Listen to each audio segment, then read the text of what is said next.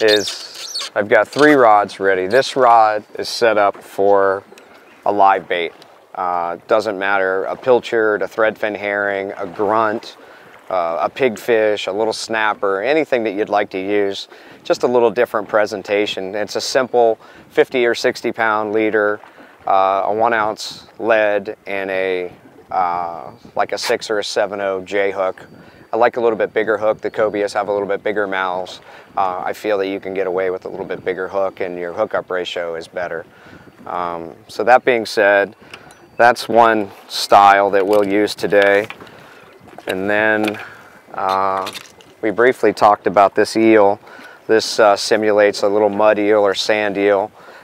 This is a very good bait. You don't want to work it too fast, but you want to kind of snake it along through the water, create a swimming motion with it so it looks natural, like an eel kind of swimming in with the tide. You don't want to jig it or stop moving it, but you want to kind of twitch it along and snake it along. And they really like this. It seems like this is a bait that they frequently eat out here in the Gulf of Mexico as these fish migrate up and down the coast.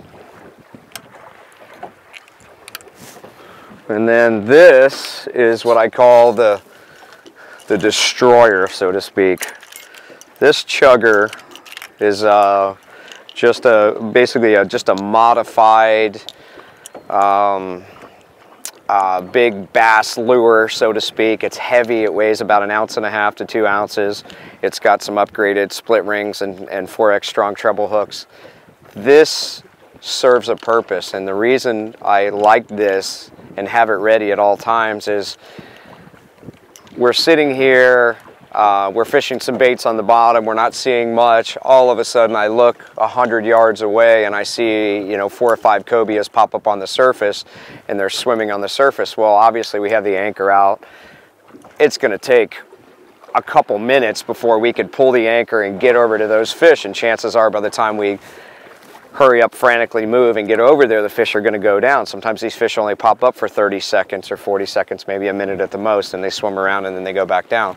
This bait allows me to cast to where those fish are, and I can do one of 2 things. I can entice those fish and tease them, get them closer, closer, closer, closer to the boat, and then we can pitch other baits to them and have multiple hookups, or I can slow it down and let them eat this bait right on the surface, and I just bettered my opportunity to catch that fish that was 100 yards away, where a bait on this rod I would never be able to cast that far.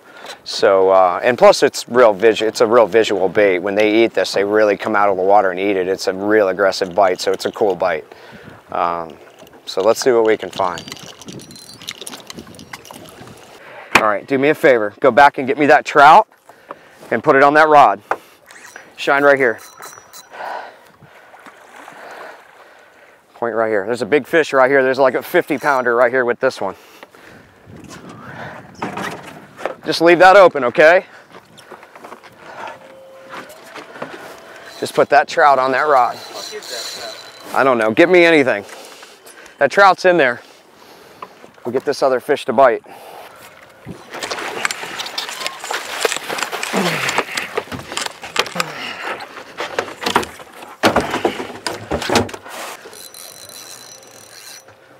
Straight up, straight up. There you go. Reel down all the way to the water, lift up slow. Real slow. Real slow. Do it again, real slow. Do it again, real slow. Real slow. Yeah. All right, in the spread, cobia fishing, Gulf of Mexico. It's a nice fish. Yeah, nice fight. All right, open that hatch for me.